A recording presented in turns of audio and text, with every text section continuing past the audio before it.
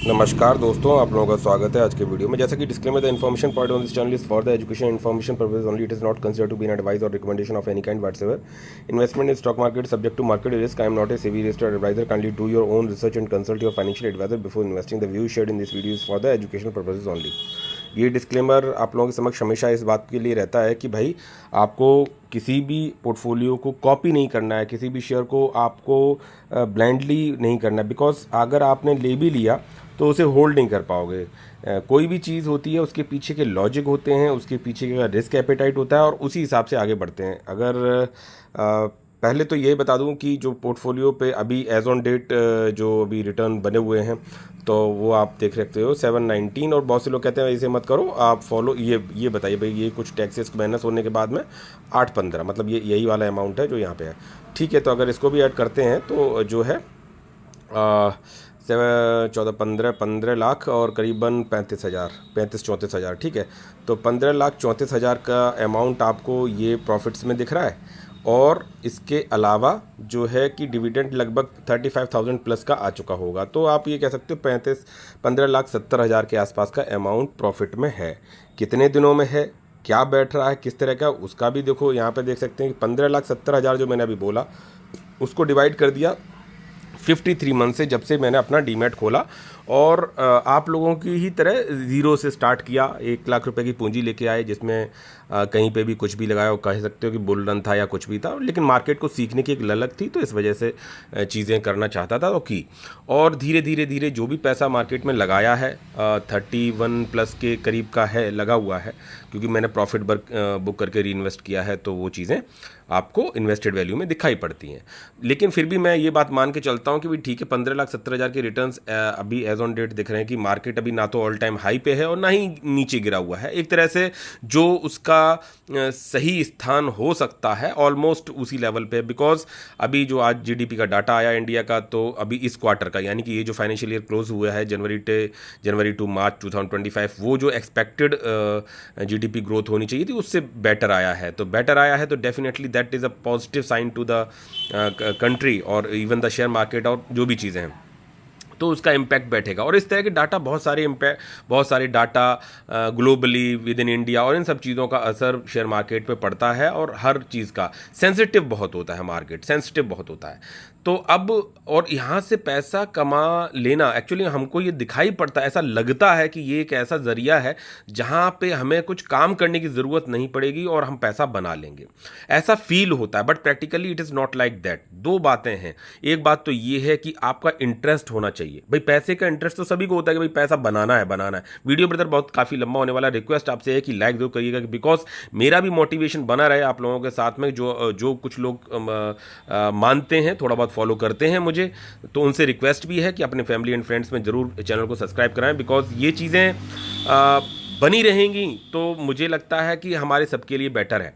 क्योंकि मेरे को भी मोटिवेशन की ज़रूरत पड़ती है और इन चीज़ें उस हिसाब से मैं भी आप लोगों के समक्ष लेके आ पाता हूँ। तो आप सपोर्ट ज़रूर करिएगा, लाइक ज़रूर कर दीजिएगा, शेयर करिएगा और फैमिली एंड फ्रेंड्स में ज़रूर सपोर्ट करिएगा। क्योंकि अच्छा ठीक है, तो बात करते हैं मुद्दे की सीधे कि तो 53 मंथ्स के करीब का जो है जब से मैंने इन्वेस्टिंग चालू की, तो अब ये अगर हम डिवाइड करते हैं तो ये अमाउंट आपको दिखाई पड़ रहा है 29,622 अप्रॉक्सीमेटली पर मंथ।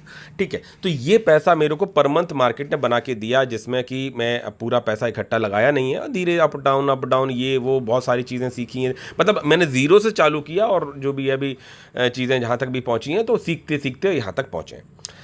ऐसा इसमें मैं ये बात नहीं कहूँगा कि तुक्के की बात है। अगर तुक्के की बात होती ना तो फिर जो मेरे पुराने जो सब्सक्राइबर्स वो ये भी जानते कि ऐसा भी शेयर था जो आज वो एक पर्टिकुलर शेयर केवल 1,40,000 की इन्वेस्टिंग को जो है 3 करोड़ बनाने का बना दिया था, जितना मैंने अमाउंट खरीदा था उसका बना जाता पोर्टफोलियो, बट मैंने होल्ड नहीं किया क्योंकि सीखते सीखते चीज़ें, पैनी शेयर था, इस तरह की बहुत सारी चीज़ें मैंने कर आके देख ली हैं, सब कुछ किया। मतलब फ्यूचर एंड ऑप्शंस नहीं किया, इंट्राडे नहीं किया, इस तरफ को मेरा दिमाग कभी गया ही नहीं। हाँ, स्विंग ट्रेड, पोजिशनल ट्रेड छोटा मोटा किया, तो वो भी आपके रीजंस की, कहीं सही गया कहीं गलत गया, सब चीज़ें हैं। तो ये है, तो आप ये देखें कि भाई ये चीज़ें आपको दिखाई पड़ रही हैं कि भैया लगभग 30,000 के आसपास का अमाउंट लगभग पर मंथ का दिखाई पड़ रहा है। तो क्या बुरा है? बात आती है कि बुरा क्या है।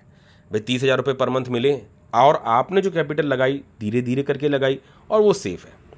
अब सर क्या गारंटी है मार्केट कल को गिर जाए, कुछ हो जाए तो आपके ये 29-30 हज़ार रुपये जो दिख रहे हैं पर मंथ के, ये तो नीचे आ जाएंगे। वो आए भी हैं, अभी थोड़े दिन पहले भी आए थे, मतलब नीचे इन द सेंस प्रॉफिट तो नीचे नहीं गया था, लेकिन जो है कि प्रॉफिट गिरा था। और ये भी जो है, जो आज आप डेट देख रहे हो, तो ये 30 हज़ार आपको दिख रहे हैं, ये कभी ये जो है सितंबर में ऑल टाइम हाई पे जब चीज़ें थी, तो ये 50 हज़ार रुपये पर मंथ को शायद टच भी कर गए थे, मे बी शायद उसके आसपास तक की बात थी। और 50 हज़ार रुपये पर मंथ एक अच्छी खासी सैलरी होती है।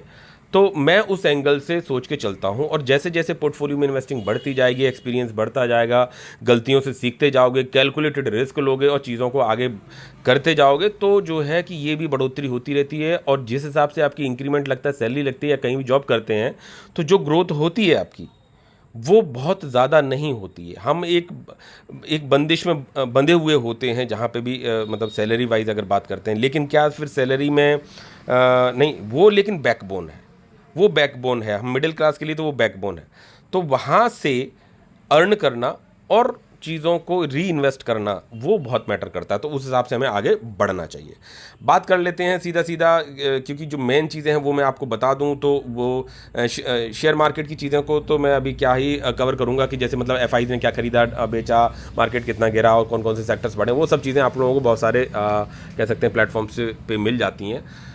तो पहले तो पोर्टफोलियो वाइज बात कर लूँ कि तो पोर्टफोलियो में आपको जैसे दिख रहा है कि ये इन्वेस्टेड वैल्यू नहीं है। मैंने आपको जैसे भी बताया था, जैसे अभी आपने जो मेरे प्रॉफिट्स एंड वो देखे थे, तो जो री इन्वेस्ट कर दिया, जो प्रॉफिट्स बुक कर लिया 8 लाख कुछ के, तो वो अलग है, वो वापस यहाँ पे लग गए, ठीक है।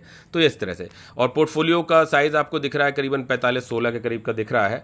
और जो मैंने जो अभी कुछ अमाउंट वाइज भी चीज़ें हैं अगर देखेंगे, तो ये आज मैंने कुछ बाइंग करी और ये अभी अमाउंट पड़ा हुआ है, तो अभी इसमें नहीं गया है। और अभी इस महीने का भी जो पैसा है इन्वेस्टिंग के लिए, वो भी है ड्यू, ठीक है। तो ठीक है, अब क्या है कि सर बाइंग क्या की और क्या किस तरह से सोच रहे हो आप लोगों के जो व्हाट्सएप अपना ग्रुप है, वहाँ पे मैं कुछ कमेंट्स को मैं पढ़ता रहता हूँ, देखता रहता हूँ, तो उससे एक दिशा दिखाई पड़ती है कि किस तरह की चीज़ें डेवलप हो रही हैं, किस तरह के आप लोग भी एनालिसिस कर रहे हो, कुछ उसमें ठीक सा ज्ञान रखने वाले लोग भी हैं, और सब चीज़ें हैं। तो हमें अब सब एक दूसरों से चीज़ों को अपडेट में रहना चाहिए। अच्छा, मैं एक बात कहूँ कि भाई पोर्टफोलियो पे चाहे तो मार्केट हाई जाए, चाहे मार्केट गिरावट में हो, गिरावट में होगा तो गिरेगा तो है ही है, क्योंकि कोई भी चीज़ें अनटच्ड तो होती नहीं है।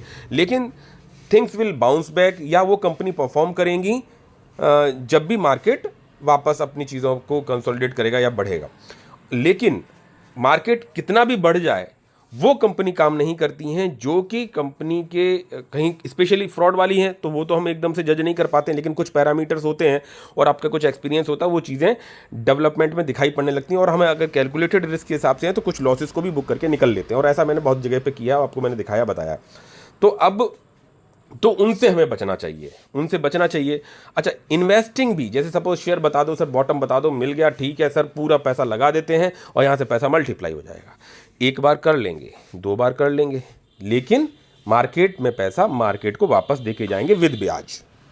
ये चीज़ें होती हैं, ठीक है।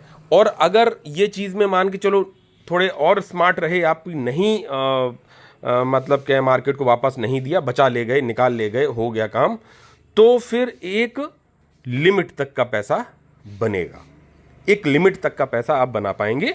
जो भी हमारी सोच हो, कि जैसे सपोज हमारे लिए जैसे लाखों में एक बहुत बड़ी बात है, ठीक है भाई, कुछ लाख कमा लिए, कुछ लाख इधर कर लिए, वो कर लिया, ठीक है। कुछ करोड़ों वाले की सोच होगी तो करोड़ों की, तो आपके ऊपर की सोच की बात होती है कि आप किस लेवल पर सोचते हो, क्या उससे हमारा कल्याण होने वाला। नहीं, मार्केट में अगर आए हो तो कल्याण जरूर करवाओ अपना। बोले सर कल्याण कैसे होगा, क्या होगा। अच्छा, बहुत से लोग ये भी मैंने देखा कि यहाँ पे हैंकी पैंकी किया मार्केट में, और उसके बाद में जब बात नहीं बनती, थोड़ा बहुत नॉलेज होते हुए भी, क्योंकि कमी हर बंदे में होती है, किसी को पेशेंस नहीं होता है, किसी को ईगरनेस हो जाती है, किसी को बाइंग का एकदम, यार बाइंग कर लेते हैं पूरा बहुत ज़्यादा, किसी को ये होता है यार प्रॉफिट बन के सेल आउट कर देते हैं। आपको अपने पोर्टफोलियो के हिसाब से चीज़ों को लेना चाहिए, किसी दूसरे को एकदम से फॉलो नहीं करना चाहिए कि भैया इसने अगर इस जगह पे किया है तो हम भी ऐसा ही कर लेते हैं। तो बात हो सकता है उसका एक कैलकुलेटेड रिस्क अलग लेवल का हो, वो जो रिस्क लेने जा रहा है उसको वो डाइजेस्ट कर जाए, डाइल्यूट कर जाए, बट हो सकता है उतने ही रिस्क में आप आउट हो जाओ मार्केट से। और मार्केट से अगर आउट हो गए, पिच से अगर निकल गए, हट गए, तो फिर बनाओगे क्या, ठीक है। तो आप घर जाएंगे, पवेलियन जाएंगे और मार्केट को तौबा तौबा कर जाएंगे, ठीक है।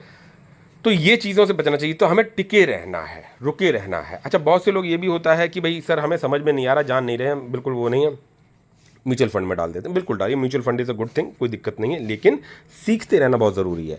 क्योंकि म्यूचुअल फंड में क्या है, एक लिमिटेड लेवल तक का पैसा बनता है। कंपाउंडिंग वहाँ पे भी होती है, लेकिन कंपाउंडिंग एक स्लो पेस में होती है, अलग चीज़ों की तरह से होती है।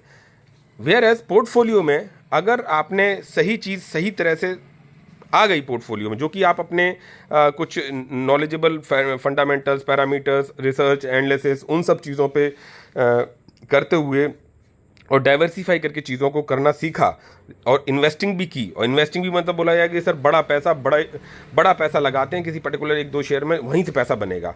लिमिटेड कंपनी से पैसा लगाने से ही पैसा बनता है, मानते हैं, लेकिन उसमें जो इन्वेस्टिंग का जो कह सकते हैं नंबर ऑफ शेयर्स होते हैं, मतलब टोटल नंबर ऑफ शेयर्स, जो बड़ा इन्वेस्टिंग करना है भाई, जब बड़ा पैसा लगा पाएंगे तभी तो वहाँ जब कंपनी रिटर्न देगी तो बनेगा पैसा। लेकिन वो भी एक लॉन्ग टर्म प्रोसेस होती है, लंबी जर्नी होती है। अब इवन आपने प्रमोटर्स को भी देखा बहुत सारी जगहों पे कि चीज़ें उन्होंने खरीदी बेची हैं, तो वो किस तरह से चीज़ों को किया। सबसे ज़्यादा पैसा प्रमोटर्स ही कमाते हैं अगर अच्छी कंपनी है और उनका विजन सही है तो। और मौका हर कंपनी देती है, यानी कि आपने ऐसा बहुत बार देखेंगे कि कंपनी अच्छी मिल गई, बॉटम मिल गया, सेक्टर मिल गया, सब चीज़ें हो गई, पैसा भी लगा लिया, पैसा बन भी गया, फिर वहाँ से गिरावट। क्योंकि जैसे मैंने बोला कि आपको हर शेयर मौका देता है। तो सर जिस शेयर ने पैसा बना दिया वो फिर मौका देगा, बोला हाँ बिल्कुल डेफिनेटली मौका देगा। कितना मौका देगा वो डिपेंड करता है, ठीक है, एग्जैक्टली बॉटम नहीं पकड़ सकते। तो सर उस बंदे को मलाल होगा जिसने उस शेयर को पहले से देख लिया, पैसा भी लगा लिया, पैसा बन भी गया, उसके हिसाब से बन गया। भाई मान लो बड़ा लाख रुपए लगाए, 2 लाख बन गए, 1 लाख बन गया, 1.5 लाख बन गया, तो उसके लिए ठीक है, बोले यार पैसा बन गया, निकाल लेते हैं। हर शेयर मौका देता है तो मैं भी बॉटम पे जाके दोबारा से री इन्वेस्ट करूंगा। लेकिन जब आप निकल जाते हैं किसी कंपनी से, बाहर निकल जाते हैं, तो फिर फॉलो भी करना पड़ता है। तो जब उसको फॉलो करेंगे, जब वो मौका देगा, तो हो सकता है अगला मौका इस लेवल पे आए कि वो आपको एग्जैक्टली बॉटम, मतलब जो आपने सेल आउट किया था उससे ऊपर का ही के प्राइस पे आपको मौका मिले। तब आपको देखना पड़ता है कि हाँ भैया यहाँ पे तो ऐसा मैंने बहुत सारी कंपनीज में किया है, लेकिन वो एक level to level stages clear करने के बाद आपको ये सब चीज़ें करनी चाहिए। अच्छा सर ये सब तो हो गया खरीदने बेचने वाली बात है, कुछ पैसा बुक भी कर लिया, ठीक है। अच्छा उसको भी करना है क्या, री इन्वेस्टिंग के पॉइंट ऑफ व्यू से। बोला ठीक है यार थोड़ा सा अपने आप को सेव कर लेते हैं। बोला ठीक है, थोड़ा पैसा मैंने बना लिया और कर लेते हैं। आपने देखा होगा कि हर साल मैं थोड़ा थोड़ा ग्रेजुअली बुक करता हूँ, कभी कभी थोड़ा थोड़ा, ऐसा नहीं है कि मैं बुक किया। इवन लॉसेस को भी मैंने बुक किया है जहाँ पे मुझे चीज़ें नहीं सही दिखाई पड़ी हैं या कुछ हुआ। और कहीं कहीं पे कंपाउंडिंग के पॉइंट ऑफ व्यू से मैंने बहुत सारी कंपनीज़ में ऐसा भी करके रखा है कि वहाँ पे मैं अपने स्टेक्स को जब भी डिप मिली है बाय ही किया है। Always buy and always buy, ऐसा भी आपने देखा है बहुत जगह पे। तो और वो हो सकता है एक स्मॉल कैप हो सकता है मिड कैप हो सकता है लार्ज कैप हो। लार्ज कैप की तो अभी एक ही कंपनी है मेरे पोर्टफोलियो में, VBL, और ये कंपनी मेरे पास स्टार्टिंग से है और एवरी नाउ एंड देन मैं इसमें डिप में बाय करता रहता हूँ और इसको मैंने नहीं छेड़ा, मतलब सेलिंग इसमें मैंने की नहीं। तो और इसमें मैंने बहुत सारी चीज़ें देखी और अभी भी ये शायद 30% करीबन शायद 30% मे बी नहीं, 30 तो ये गिरता नहीं है, 30 नहीं है। ये मैं अभी आपको देख लेते हैं थोड़ा चल के।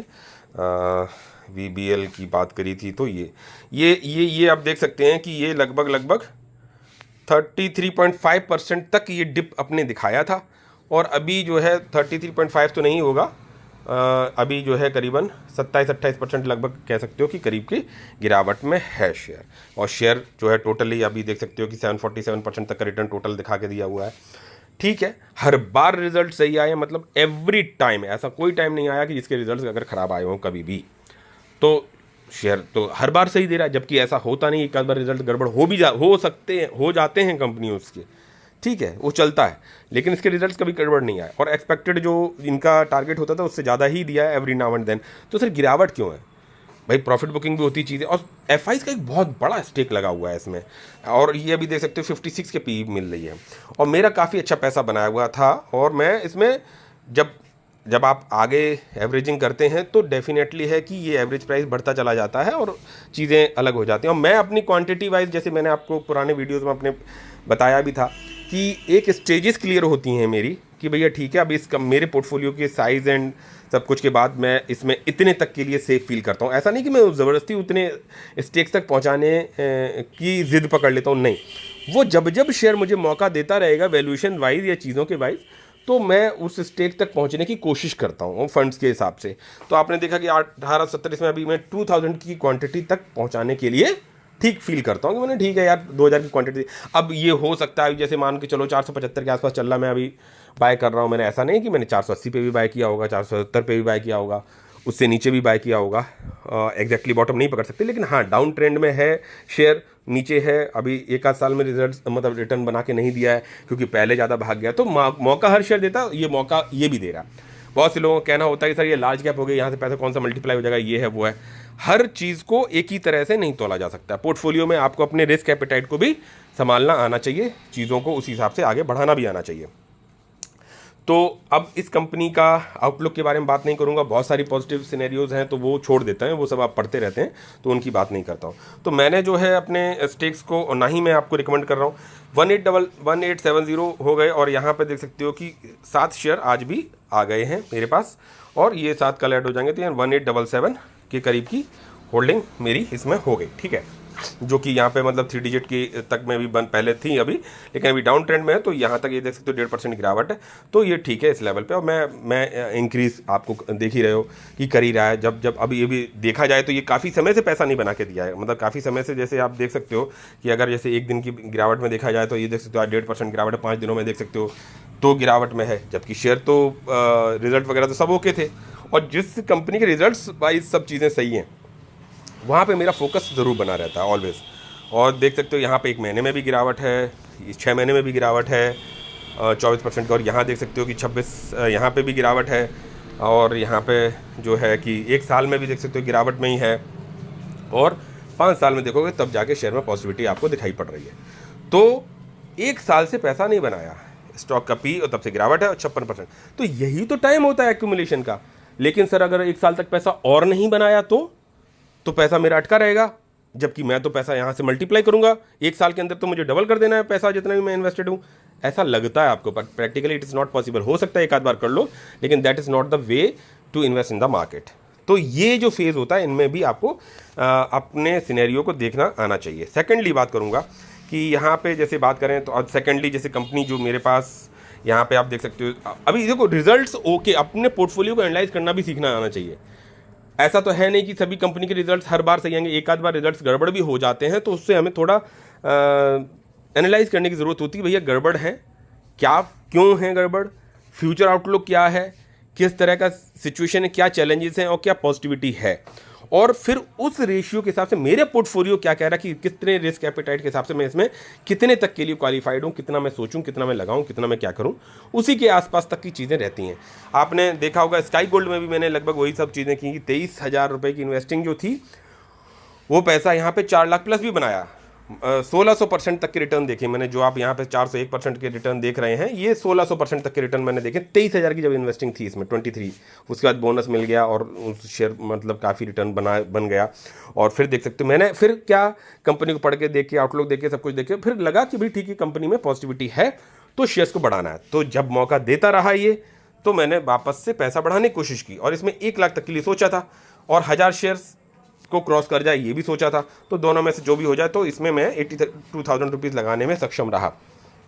और ये शेयर जो है अभी देख सकते हो कि इसका गिरावट और इसकी पॉजिटिविटी, और एक छोटी सी इन्वेस्टिंग इतनी बड़ी इन्वेस्टिंग को, जो कि ये एक बार में नहीं हुई है, धीरे धीरे ग्रेजुअली हुई है, और इसके प्रॉफिट्स को ये क्रॉस करने के सिचुएशंस में आ रहा है। और मैंने ये चीज़ सोची थी कि VBL के प्रॉफिट्स को कोई कंपनी क्रॉस करेगी तो एक अलग एनालिसिस बनता है पोर्टफोलियो पे, तो वो बात की बात है, वो मैं करूँगा, देखूँगा बाद में।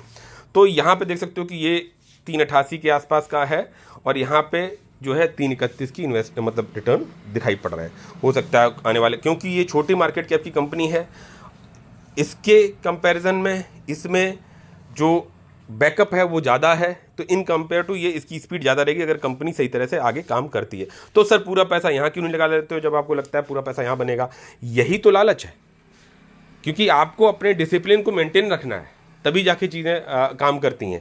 क्योंकि अगर पैसा बना, जब 23,000 रुपये 4 लाख प्लस बना सकते थे, तो 82,000 रुपये टाइम्स ऑफ रिटर्न्स बना सकते हैं, बशर्ते कंपनी की ग्रोथ उस हिसाब से होनी चाहिए सेक्टर वाइज और चीज़ें कि भाई आपने इसमें कितने मार्केट कैप की है और क्या आउटलुक है कंपनी का। ऐसा नहीं कि गोल्ड की सभी कंपनियां सही चल रही हैं या पाइप सेक्टर की सभी सही चल रही हैं या वायर सेक्टर की सभी सही चल रही हैं, ऐसा नहीं होता है। आपको अपने हिसाब से चीज़ें देखनी आनी चाहिए। अच्छा, पोर्टफोलियो में जो कंपनीज हैं उनके रिटर्न वाइज, मतलब उनके रिजल्ट्स वाइज आपको जरूर ध्यान में रहना चाहिए कि किस कंपनी में रिजल्ट्स खराब आए और वो करेक्ट हुई तो डेफिनेटली करेक्शन तो होगा, तो किन वैल्यूएशंस पे पहुंची है, तो कहाँ पे मेरा थोड़ा बहुत रखा मैं बढ़ाऊं या नहीं बढ़ाऊं, उसका मार्केट कैप, उसका सेक्टर और उसमें मेरी इन्वेस्टमेंट कितनी है और मैं कहाँ पे हूँ सर, वो सब चीज़ें भी होती हैं। बहुत से लोग ये भी कहते हैं कि सर एसएमई, देखो एक तरफा डिसीजन नहीं होता है। जैसे बहुत से लोग किसी जगह पे भी अगर हाथ जल जाते हैं तो फिर वो ये कहते हैं कि ये बहुत खराब चीज़ है, इससे नहीं हो, इससे दूर रहे। कोई फिक्स रूल है ही नहीं ब्रदर। आपको लगता है कि भाई सर बहुत छोटी मार्केट कैप की नैनो कैप कंपनी से दूर हटो, मतलब अपने व्हाट्सएप ग्रुप में ही बहुत सारे लोग हैं, लगभग 480 समथिंग प्लस लोग हो गए हैं इकट्ठे, वहाँ डिस्कशन रहता है, ओपन ग्रुप रहता है। रिकमेंडेशन कभी कोई किसी चीज़ की नहीं रहती है, लेकिन जनरल बात करो तो वहाँ के आप लोगों के डिस्कशन से एक आइडिया मुझे लगता है कि लोग सब, हम मार्केट में जो रिटेल इन्वेस्टर्स हैं वो क्या सोच डेवलप करते हैं, किस तरह से चीज़ें आगे बढ़ रही हैं। तो वहाँ पे मैं जैसे जो जनरली चीज़ देखे हैं कि भाई बहुत से लोग कहेंगे एसएमई वाली कंपनी से दूर रहो। एसएमई वाली कंपनी अगर आपको पता हो, ठीक है, एसएमई वाली कंपनी से दूर रहो। कोई कहेगा नैनो कैप से दूर रहो, कोई कहेगा लार्ज कैप में लगाओ, कोई कहेगा मिड कैप में लगाओ, कोई कहेगा क्या।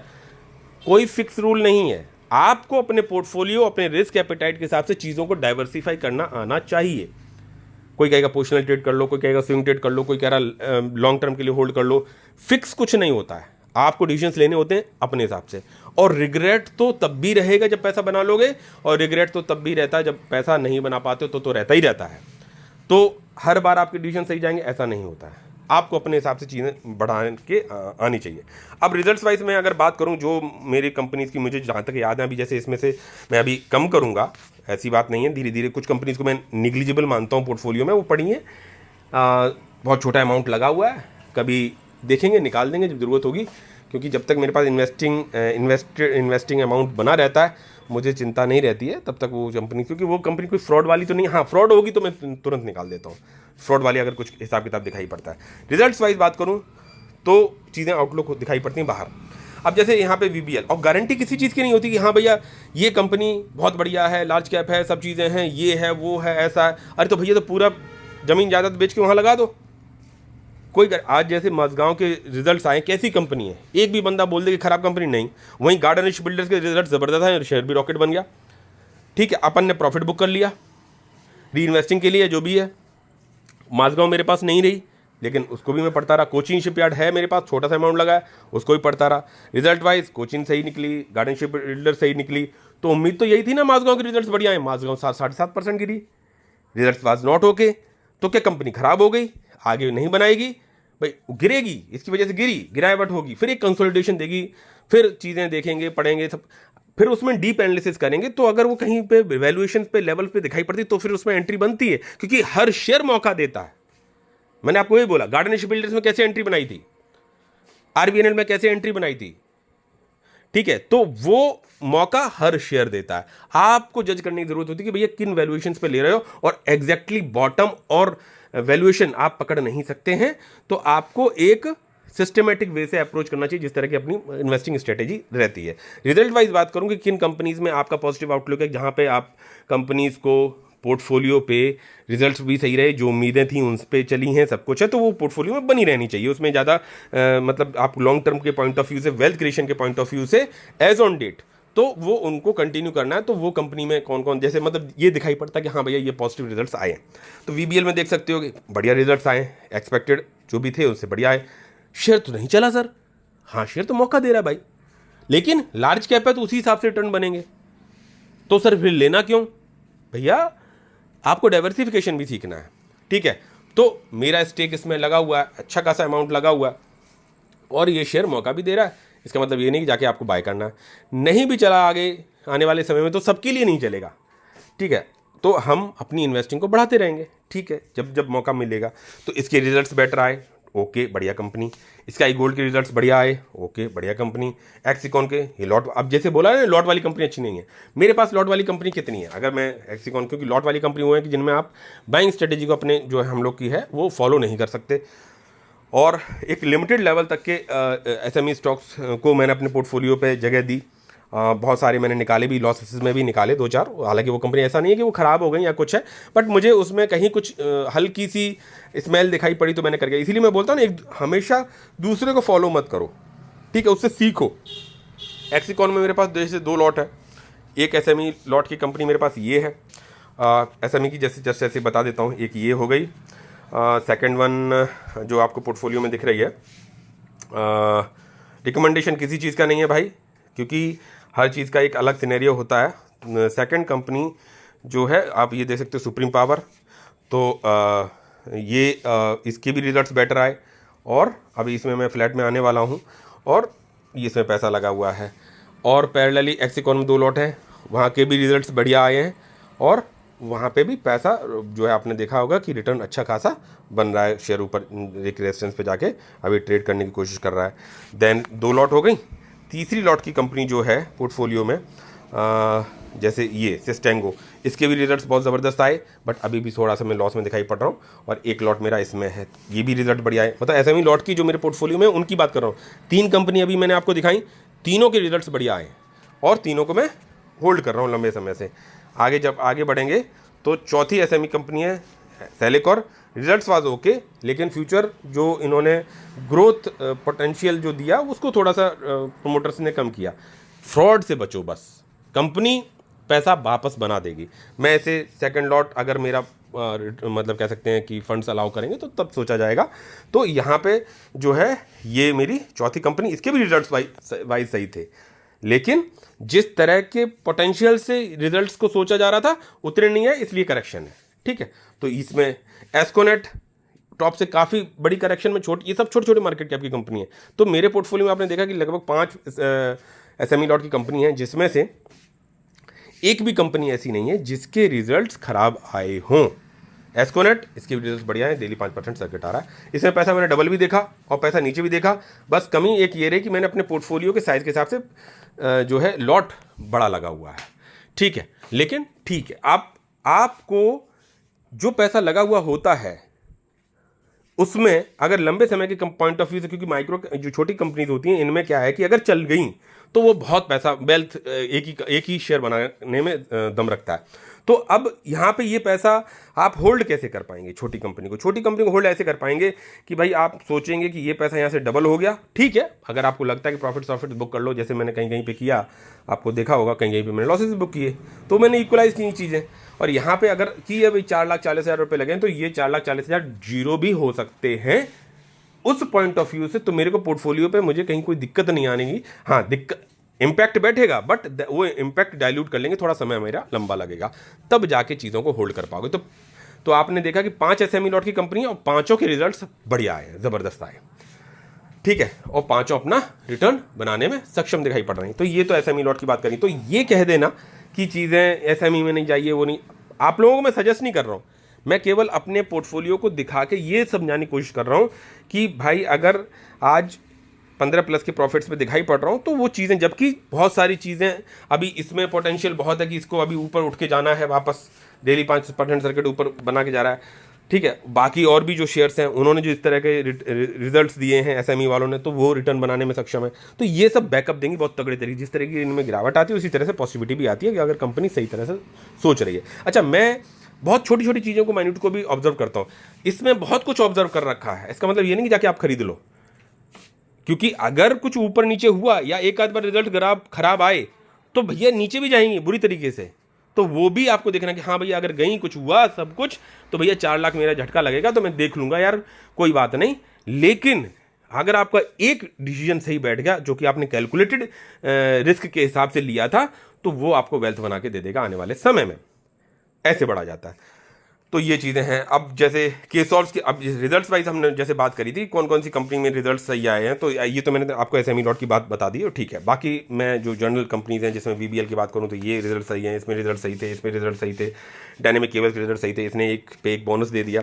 मेरा बाइंग प्राइस सही नहीं था लेकिन पैसा तो बना हुआ है ना, भाई रिजल्ट सही सॉरी रिजल्ट सही आ गए। वहीं पे और भी कंपनी थे जैसे डीपी वायर्स है, उसके रिजल्ट सही नहीं आए, और भी ऐसा नहीं कि वो कंपनी खराब हो गई। डीपी वायर्स में मैंने एक बार प्रॉफिट बुक करके पैसा कमाया है, छोटा छोटा ही सही लेकिन किया। तो और हर बार आप सही जाओगे ऐसा भी नहीं, ऐसे भी पोर्टफोलियो में कंपनीज हैं जो कि रिजल्ट्स मेरे सही नहीं आए और मैं नेगेटिव में हूँ, लेकिन पैसा भी कैलकुलेटेड लेवल पे चीज़ें लगी होंगी। ऐसा ये नहीं कि हर बार ऐसे ही लगेंगे, हो सकता है कभी कोई बड़ा पैसा भी लगा हो किसी कंपनी में, उसकी रिजल्ट सही ना आए या कंपनी में कहीं कुछ हो तो वो भी फंस सकते हैं, लेकिन वो मेरे को कैलकुलेटेड रिस्क की तरफ लेके जा रहे होंगे, मेरे उन्हीं लेवल्स पे होनी चाहिए। तो डायनेमिक केबल्स की बात करूं तो यहाँ पे 310 शेयर्स हैं, तो ये जो है अभी बोनस एक पे एक बोनस देने की बात है, तो इसमें जो है अभी ये 620 हो जाएंगे। फिर ये मतलब जो कुछ बोनस के पॉइंट ऑफ व्यू से ऑपरेटर्स ने पंप अप किया होगा तो वो वहाँ से गिरावट भी होगी, सब कुछ है।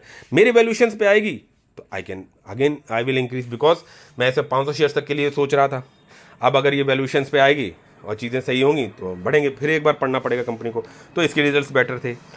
जैगिल की बात करूँ, इसके रिजल्ट्स बेटर थे। वीनस पाइप शायद इसके भी रिजल्ट्स ठीक थे।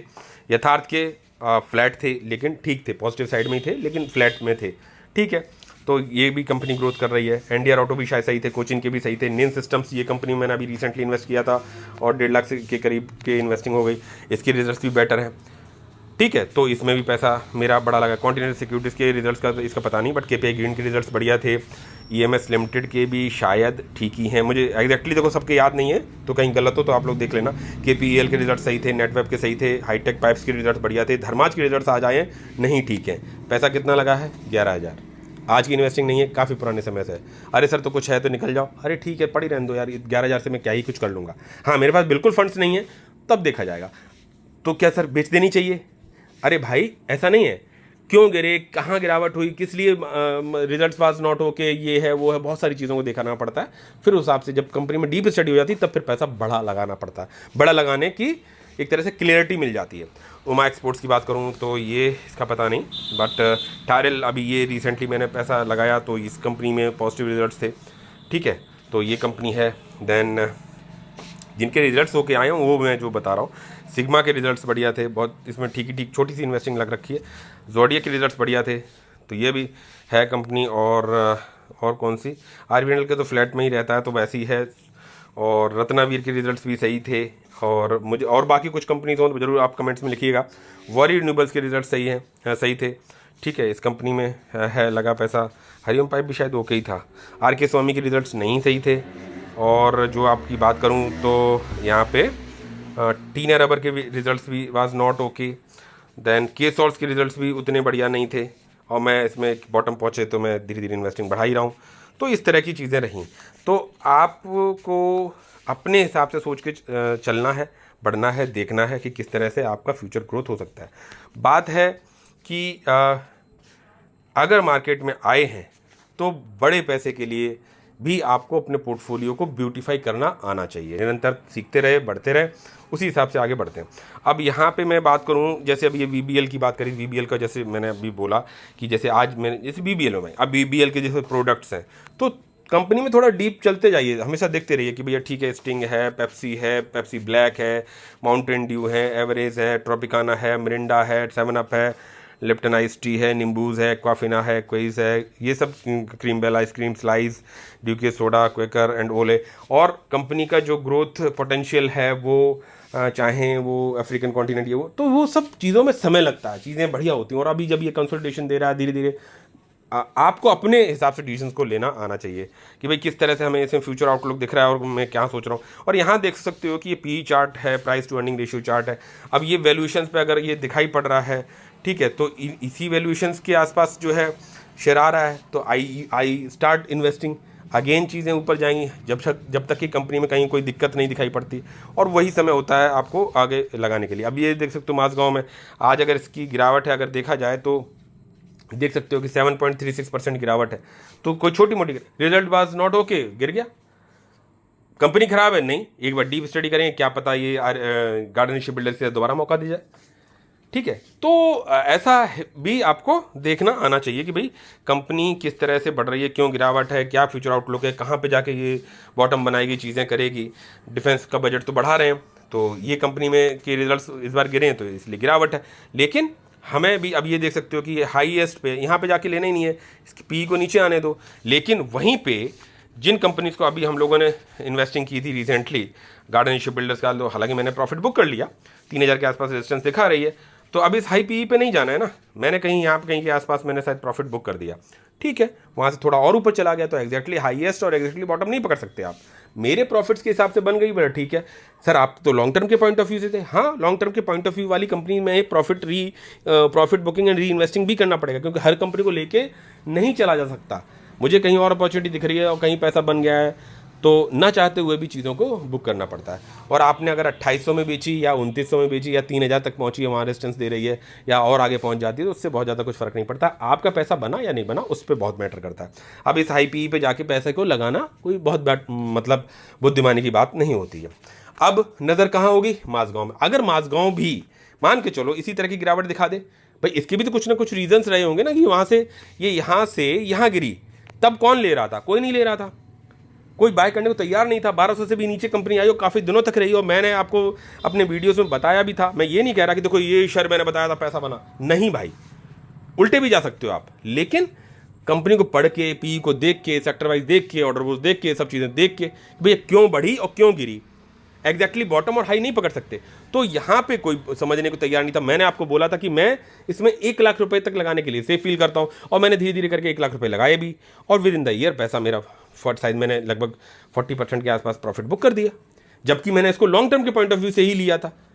लेकिन ठीक है, मुझे कहीं दूसरी जगह अपॉर्चुनिटी दिखाई पड़ी, मैंने कहा कि पैसे की ज़रूरत है अभी, ठीक है यहाँ से बुक करेंगे, कोई बात नहीं, क्योंकि फिक्स रूल नहीं होता है, कोई दोबारा मौका देगा, वैल्यूएशन सही होगी, चीज़ें होंगी कि किस वजह से गिरावट है, कहाँ कुछ है, क्या ये टेम्परेरी चीज़ें दिख रही हैं जैसे अभी माझगांव में, तो उसको मैं डीप पढ़ूंगा तो समझूंगा, आई तो ठीक, नहीं आई तो कोई ज़बरदस्ती भी नहीं। ऐसी बहुत सारी कंपनीज में आपको नज़र बना के रखनी चाहिए, ठीक है। यहीं कोचिन शिपयार्ड की बात करो तो देखो ये अभी उस वैल्यूएशन पे नहीं पहुंची है, ठीक है, हो सकता है वापस पहुंच जाए। मेरी बहुत छोटी इन्वेस्टिंग है इसलिए ज़्यादा ध्यान नहीं दे रहा हूँ।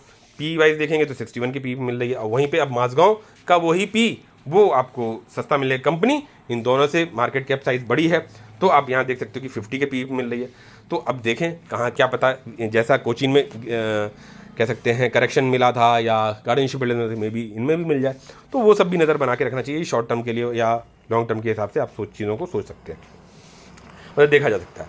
अब अच्छा, मैं जैसे केसॉल्ट में भी अभी बात करी जाए तो अब जैसे यहाँ से ये गिरावट में धीरे धीरे इसमें सोच रहा हूँ, हालांकि ये जब मेन बोर्ड में आ गई तब का ये चार्ट दे रखा है, लेकिन कंपनी ने पहले भी काफ़ी रिटर्न बना दी, लेकिन छोटे मार्केट कैप की आप रिस्क एपेटाइट यहाँ पे आपको मतलब क्वालिफाई होना चाहिए। तो मैं अपन धीरे धीरे बाय कर रहे हैं, ठीक है। अब कंसोलिडेशन दिखाने की कोशिश में, सपोर्ट लेगी तो पहला सपोर्ट यहाँ पे आएगा तो तब बाय कर लेंगे। बोला सर ये प्राइस तो कम है 220 230 के आसपास, और आप अभी 330 100 रुपये ऊपर ले रहे हो, कौन सा मैं ज़्यादा ले रहा हूँ, थोड़ा थोड़ा थोड़ा, क्योंकि investing is a long term process. Results was not okay तो गिरावट हुई। वहीं पे अगर कंपनी के फुल रिटर्न वाइज अगर देखोगे, जब से ये एसएमई लॉट की कंपनी थी, ये क्या हो गया, एसएमई लॉट की कंपनी थी, तो तब आप देखेंगे तो देख सकते हो कि इतनी गिरावट के बाद भी, टॉप से काफ़ी गिरावट है, तब भी 47 और 48% तक के रिटर्न बने हुए हैं। किन के लिए? लॉन्ग टर्म के लिए। अब ये जो सपोर्ट है एक लंबा अच्छा सपोर्ट दिया हुआ है, वहाँ भी मे भी हो सकता है कंपनी उन लेवल्स पे आए, धीरे धीरे ग्रेजुअली आए चीज़ें हैं, तो आपको उतने दिनों तक रुके रहने की ताकत भी होनी चाहिए। रिजल्ट्स मान के चलो अगले रिजल्ट्स, क्योंकि इनका जो क्या प्रोमोटर्स का जो आउटलुक है, चीज़ें हैं, वो पढ़ के सुन के दिखाई पड़ता है कि चीज़ें किस तरह को बढ़ रही हैं। तो लंबे समय में हमें तब तक अपनी क्वांटिटीज़ को भी देख लेना है, बढ़ा लेना है, और पोर्टफोलियो पे भी इम्पैक्ट ना बढ़े, उस हिसाब से हमें ग्रेजुअली बढ़ना है। तो ये सब चीज़ें होती हैं। हर बार प्रॉफिट भी बुक नहीं करते हैं, चीज़ों को आगे भी बढ़ के देखना पड़ता है, ठीक है। तो केसॉल्ट से जैसे मैंने बात करी। दूसरा मैं बात कर रहा हूँ जैसे कोका कोला शेयर, जो कि अपने यहाँ लिस्टेड नहीं है, ये एक तरह से यूएसए कंपनी है, ठीक है। आपने देखा होगा कि ये जो है रिटर्न 2846% तक के रिटर्न बने हुए हैं। किसकी कंपनी है आपको पता था, इसमें जो है वॉरेन बफेट साहब ने बहुत बड़ा पैसा बनाया है। और लेकिन जर्नी आप देखो, वो जर्नी कोई देखना नहीं चाहता। अगर इस शेयर की मैं बात करूं, इसने जो भी रिटर्न करी, हमारी तो बहुत सारी ऐसी कंपनी जिन्होंने इससे बहुत बेटर रिजल्ट बना, मतलब रिटर्न बना के दिया हुआ है, अगर रुके रहे टिके रहे, क्योंकि हमारी ग्रोइंग स्टेज है कंट्री की। जैसे अभी आपने देखा इस बार क्वार्टर के रिजल्ट्स, जो जीडीपी ग्रोथ है वो 7% के हिसाब से आई। वहीं पे कल जो कुछ डाटा है तो इंडस्ट्रियल जो कह सकते हैं प्रोडक्शन का डाटा था वो थोड़ा सा कम आया, लेकिन चलता है। आपको उन सब चीज़ों पे नज़र बना के रखनी चाहिए। अब मैं जैसे बात करूँ, जैसे मान के चलो वॉरेन बफेट साहब ने डिसाइड किया और इन्होंने यहाँ शेयर ले लिया, मतलब इस प्राइस पे यहाँ पे ले लिया, तो उसके बाद जर्नी कैसी देखी होगी। जैसे आपने बहुत बार देखा होगा कि हम लोग जो अभी रिटेल इन्वेस्टर्स अपने जो व्हाट्सएप ग्रुप पे जनरल बात करते हैं, अरे बोला था ना हाई पे बुक कर लो, पास कर लो, वो कर लो, प्रॉफिट बुक कर लो, नीचे आ गया, ये है वो है, वो भी चीज़ें हैं, लेकिन आपको अपने आप को सेफ करने के पॉइंट ऑफ व्यू से रखो उतना कि भाई ठीक है थोड़ा बुक कर लिया, थोड़ा ये। लॉन्ग टर्म कंपाउंडिंग के लिए भी आपको समझ के चलना पड़ेगा, कुछ कंपनीज को देख के चलना पड़ेगा। हो सकता है आपने जिसमें सोचा उसमें ना मिले, लेकिन 3 से 4 5 8 10 मैंने कहा ना, उसको भी डाइवर्सिफाई करिए और ठीक ठाक सा अमाउंट पहुंचाइए उसमें। तो जब जब मौका मिले, और मौका हर शेयर देता है, जब मैं कह रहा हूं कि 5 कंपनीज या 8 कंपनीज वो दिखाई पड़े, मान के चलो आपने 10 लेके चली, 10 में से कंपनीज जिनको मैंने लॉन्ग टर्म विजन के हिसाब से सोचा, लेकिन मैंने सोचा तो चलेंगी ऐसा नहीं ना। 5 कंपनीज में हो सकता है कि मैं ये करूं कि भाई ठीक है यार कोई बात नहीं, मैं इसमें लंबे समय के लिए सोचता था, बट इसमें चीज़ें दिखाई नहीं पड़ रही हैं उस हिसाब से। हाँ, लेकिन हो सकता है अगर 2 कंपनी भी आपकी, 3 कंपनी की भी अगर जो है कंपाउंडिंग वाली बात बन गई लॉन्ग टर्म आउटलुक के हिसाब से, तो आपका कल्याण हो गया। और वेयर एज आपने 10 लेके चले थे लॉन्ग टर्म इन्वेस्टिंग के पॉइंट ऑफ व्यू से, लेकिन पैसा जैसे आपका कुछ बन गया और आपको री इन्वेस्टिंग के लिए ज़रूरत है या कुछ और आपको लगा यार ये तो मैंने ली तो लॉन्ग विजन के हिसाब से थी, लेकिन मेरा पैसा ठीक ठाक सा बन गया और मुझे ज़रूरत है, तो आई विल बुक प्रॉफिट्स। ऐसा हो सकता है उन 10 कंपनी में से 4 या 5 में आप ऐसा कर लो तो कोई बुराई नहीं है, क्योंकि फिक्स रूल नहीं होता है कोई।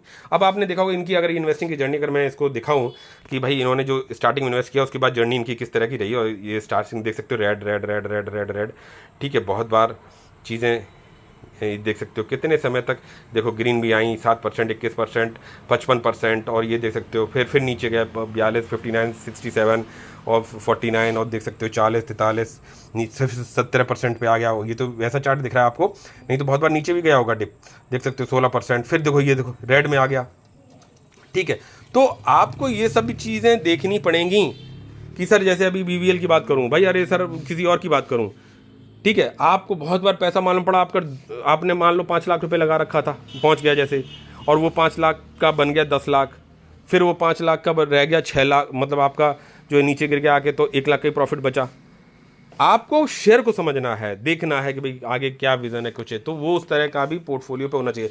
तो ऐसे रेड रेड में देखा, लेकिन कन्विक्शन दैट प्लेस, ठीक है, धीरे धीरे धीरे धीरे देखते हो। ये तो USA वाली कंपनी है, इसलिए इसमें आपको इतने कम रिटर्न्स, और फिर भी उन्होंने देख सकते हो कितनी ह्यूज वेल्थ बनाई, और इस तरह से देख सकते हो फिर उसके बाद में ये बना हुआ रॉकेट, फिर ये हुई स्टार्ट कंपाउंडिंग, देख सकते हो आप, ठीक है, हज़ारों % के रिटर्न, और फिर वहाँ से भी करेक्शन है। आप अपना, और ये ऐसा नहीं कि शेयर ने मौका नहीं दिया, देख सकते हो कि बहुत बार यहाँ डिप्स पे मौका दिया होगा, यहाँ पे दिया होगा, ये दिया, ये दिया, ये दिया, ये दिया। एवरी डिप में बढ़ाओ ना, इकट्ठा पैसा जो फ्यूचर में कमाने वाले हो वो कमा, आज तो नहीं लगा लोगे भाई। आपने जो पैसा यहाँ पे आप सोचते हैं कि भाई इस जगह पे इस डिप में कमाया, इस वाले डिप में जो पैसा आएगा इतने समय तक आपने कुछ अर्निंग की होगी ना, तो वो डिप्स भी आपको बार में दे रहा है। बोला सर प्राइस तो हाई हो गया, हाँ भाई हाई जाके नीचे जाएगा, अच्छी कंपनी में ऐसे ही चलता है। तो ये भी विजन आना चाहिए, और बहुत बार ऐसा होता है पोर्टफोलियो को लंबे समय के लिए कैसे ग्रेजुअली बढ़ाया जाए, उन पे भी चीज़ें होती हैं, तभी जाके वही कहा जाता है ना, पेशेंस सबसे कठिन काम है, पेशेंस को डेवलप करना है। और वहीं पे पेशेंस को डेवलप करने का तरीका क्या है, जैसे स्टडीज़ होते हैं, हम लोग कुछ भी काम कर रहे होते हैं, एक ही काम लगातार करते रहोगे तो क्या होगा कि बोरियत हो जाती है, लेकिन करना तो है ही ना वो। तो करने के लिए तो क्या है, बोले कि थोड़ा सा रिफ्रेशमेंट होना चाहिए, दैट रिफ्रेशमेंट वर्क्स, कि हाँ भाई पोर्टफोलियो मैंने कभी कहीं छोटा मोटा प्रॉफिट बुक कर लिया 20,000, 10,000, 30,000, 40,000, ठीक है, तो एक लगता है कि हाँ ठीक है वो बैकअप में आ गया। तो वो उस तरह का सिनेरियो जो आपको यहाँ पे मेरे पोर्टफोलियो में जैसे जो चीज़ें दिख गई, कि जैसे अगर ये देख सकते हो तो ये 8,40,000 रुपये करीबन का, जो कि मतलब अगर ये टैक्सेस को मैनेज करते हैं यहाँ पे, तो ठीक है, तो ये पैसा मेरा बुक हो चुका, मेरे पास आ चुका है, ठीक है। तो ये मुझे एंटरटेनमेंट दिया, वहीं पे जो री इन्वेस्ट करके भाई इन्वेस्टिंग में आपने बड़ा पैसा लगाया, कंपाउंडिंग के लिए आगे चीज़ें बढ़ रही हैं, बहुत बार ऊपर जाके देखनी पड़ेगी, बिकॉज मैंने इन दोनों को एडिशन को आपको सितंबर में यही पोर्टफोलियो पे मैंने 26 लाख रुपए प्रॉफिट भी दिखाया है स्क्रीनशॉट में, ठीक है। फिर बहुत से लोग कहेंगे कि प्रॉफिट तो था लेकिन स्क्रीनशॉट में रह गया, वो भी मैंने सब चीज़ें पढ़ी हैं, लेकिन ऐसा नहीं है। आप थोड़ा बहुत इधर लेके चलो, थोड़ा बहुत उधर लेके चलो, एग्रेसिवली ये भी नहीं होना चाहिए और एग्रेसिवली वो भी नहीं, बंधे मत रहो, चीज़ों को धीरे धीरे धीरे धीरे करके आप बढ़ाइए, तब चीज़ें काम करती हैं, ठीक है। कंप्लीटली आप इस पर भी डिपेंडेंट नहीं हो सकते हो, इस पर भी नहीं हो सकते हो, लेकिन यहाँ पे हद नहीं करनी चाहिए भाई, ठीक है थोड़ा बहुत कर दिया कि साल का मान के चलो जो हमें छोटा मोटा हमारे पोर्टफोलियो पे हमारी तरफ को आना चाहिए, और ठीक है यार थोड़ा कर दिया, कोई दिक्कत नहीं है इतना तक, ठीक है। But the main focus is for the compounding only. तो ये चीज़ें रहीं। काफ़ी कुछ डिस्कस कर लिया मुझे लगता है। और ये जैसे ये म्यूचुअल फंड की बात करी गई, तो म्यूचुअल फंड में कंपाउंडिंग नहीं होती है भाई। ये देख सकते हो कि आप, ये मेरा, हालांकि मेरे पहले 4 SIP थी बहुत पुराने टाइम में, और ये मैंने क्या, तब तो मैं मार्केट का भी नहीं जानता था, और ये एक जस्ट छोटी सी 1,000 की 2,000 की SIP थी। ठीक है, रिटर्न भी ठीक बात बना हुआ है, और जो हमारे एजेंट थे उन्होंने ही लगाया हुआ, तो उन्हीं के नाम पे अभी भी चलने दे रहा हूँ मैं। और ये देख सकते हैं कि यहाँ पे लगा दिया, देखिए तब मैं जानता भी नहीं था, उन्होंने जो समझा और लगा दिया, और आज भी उनसे बात होती है। तो ये मिड कैप फंड में लगा दिया, कहीं कुछ लगा दिया, तो ये इस तरह का रहा। एक दूसरा पोर्टफोलियो भी है, तो वो सब चीज़ें उस पर तो हालांकि मैं कुछ काम कर ही नहीं पाता हूँ, उसको तो मैंने बहुत दिनों से खोल के भी नहीं देख पाया। तो जैसे ये, तो अब ये चीज़ें अभी जैसे BBL की जैसे हम लोग बात कर रहे थे, तो यही देख सकते हो कि यहाँ पे FIs की बहुत बड़ी होल्डिंग है, बहुत बड़ी होल्डिंग है। अब आप देखो कि भाई DIs भी आते हैं जाते हैं, आ रहे हैं, देख सकते हो 23% की होल्डिंग, जो हाईएस्ट 26, 26, 26, 27, 26, 25, 25, यहाँ देख सकते हो कि 27, 27.55 ये हाईएस्ट होल्डिंग थी इनकी। उसके बाद में फिर कम किया इन्होंने, प्रॉफिट बुक किया 26, फिर 25 पे आ गए, 25.32, 24 पे आ गए, 25 पे आ गए, और अभी शेयर क्यों नहीं एक साल से परफॉर्म कर रहा है, आप देख सकते हो कि इन्होंने 22.98 पे आए, वहीं पे इन्होंने बढ़ाई है। ठीक है, यहाँ पे प्रोमोटर्स ने थोड़ा कम किया है, तो प्रोमोटर्स ने कम किया तो गया किसके पास, बोला कि यहाँ से 24 से यानी 25 यहाँ बीच, जबकि ये सेल आउट कर रहे थे 27 से लेकर नीचे तक ला रहे थे, तो इन्होंने बीच में बढ़ा लिया, बोले सस्ता मिल रहा है, बोले ले लेते हैं, और यहाँ पे इन्होंने फिर प्रॉफिट बुक कर दिया। ठीक है, यहाँ पे इन्होंने बढ़ा लिया, लपक लिया, भाई इन्होंने बेचा, इन्होंने किसी मजबूरी में बेचा, भाई ठीक है हमें कैपेक्स के लिए पैसा चाहिए, चीज़ें चाहिए, तो उन्होंने किया। ठीक है, वहीं पब्लिक पैसा नहीं बन रहा है, बेचो। ठीक है, तो वो सब रहता है। अब थोड़ा बहुत जैसे हम लोग भी इन्वेस्टिंग कर रहे हैं, तो वो आपको सीख भी समझ के चलनी चाहिए। इन्होंने बढ़ाया, यहाँ इन्होंने कम किया, इन्होंने बढ़ाया, ये बेवकूफ़ है, ये बेवकूफ़ है, ना ये बेवकूफ़ है और ना ये बेवकूफ़ है और ना ये बेवकूफ़ है। बेवकूफ़ कुछ इसमें से छुपे हुए हैं, लंबे समय के लिए कुछ अच्छे लोग भी छुपे हुए हैं। तो हमें अपने हिसाब से डिसीजन लेना आना चाहिए पोर्टफोलियो वाइज, कि भाई हमें किस तरह का विजन, आउटलुक और चीज़ें समझ में आ रही हैं। और एक चीज़ बताता हूँ कि भाई शेयर ने 53% का CAGR रिटर्न दिया 5 साल में, यहाँ पे 50% का दिया, यहाँ पे अभी निगेटिव ग्रोथ है 17% की, और यहाँ देख सकते हो कि 5 साल में 41% का प्रॉफिट ग्रोथ था, 3 साल में 55% का था, उसी रेशियो में यहाँ पे भी आपको रिटर्न दिखाई पड़ा। अभी भी ग्रोथ है शेयर में 29% के हिसाब से, sales growth and profit growth, यहाँ ये नेगेटिव है। तो valuation wise share is on right track. तो और फ्यूचर आउटलुक के पॉइंट ऑफ व्यू से भी जो आपको अपडेट्स होंगी वो पता होंगी। अब 1 साल शेयर नहीं चला, और मान के चलो 1 साल तक नहीं चल रहा, कंसोलिडेशन दे रहा है, जबकि रिजल्ट सही आ रहे हैं, तो this is the time to accumulate for the long term journey. आपको समझना चाहिए, मैं आपको रिकमेंडेशन नहीं कर रहा हूँ, मैं जनरली बता रहा हूँ कि किस तरह से शेयर में अप्रोच होती है, और फिर उसको भी डाइवर्सिफिकेशन होना चाहिए, कि ऐसा नहीं कि BBL नहीं बना रहा पैसा तो भाई पोर्टफोलियो में ग्रीनरी नहीं आ रही है। ठीक है, तो विद दीज वर्ड्स काफ़ी कुछ कर दिया, और जो है अपने दोनों चैनल्स को जो है कि सपोर्ट करिए, जो कि ये है, यहाँ पे आपको दिखाई पड़ेंगे। एक तो 609, यानी कुछ लोग बढ़ गए अभी, धन्यवाद भाई। 500 जो इस वीडियो के बाद मैंने बनाया नहीं, ये मैंने 6 दिन पहले बनाया था, उसके बाद बनाया नहीं, मेरा भी मोटिवेशन डाउन हो जाता है, हो गया ठीक है। और थोड़ा बिजी तो है ही है, वो तो एक अलग बात है। और ये भी पता है आप लोगों को कि शेयर मार्केट से रिलेटेड जो चैनल है बहुत ज़्यादा दिनों तक जिंदा नहीं रह सकते, तो जो कि अपना पुराना वाला चैनल था जिस पे मैंने काफ़ी कुछ मेहनत करी थी और आप लोगों ने भी सपोर्ट किया था, तो वो चैनल अभी ऐसे ही पड़ा हुआ है। उस पर मैं अपने क्या बोलता हूँ, देख सकते हो यहाँ पे 3500 लाइव सेशंस मैंने दिए थे। आने वाले समय में चीज़ें ज़रूर मैं इसमें रहूँगा, टच में रहोगे तो वो चीज़ें पॉजिटिव ही शेयर करेंगे एक दूसरे के साथ में, तो बने रहने में कोई बुराई नहीं है। तो इस चैनल को भी सब्सक्राइब करिए और उस चैनल को भी सब्सक्राइब करिए जिस पर ये वीडियो है। विद दीज वर्ड्स मिलते हैं नेक्स्ट वीडियो में। टिल देन, जय हिंद, जय भारत, बाय बाय।